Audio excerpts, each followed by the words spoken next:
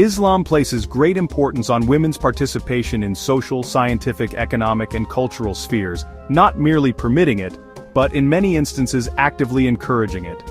The history of Islam showcases brilliant examples of women active in various fields, like Hazrat Khadija, A.S. in commerce, and women present in scientific and cultural arenas throughout Islamic civilization. These examples underline active participation. Islam's emphasis on preserving modesty and hijab is not intended to restrict or prohibit social participation, rather it provides a perspective on the manner of this engagement. It is an ethical framework. First, fostering a secure and respectful environment.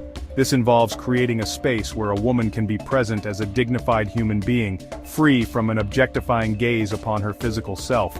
This consideration is intended for both the psychological well-being of women themselves and the moral health of society at large. Second, preserving human dignity.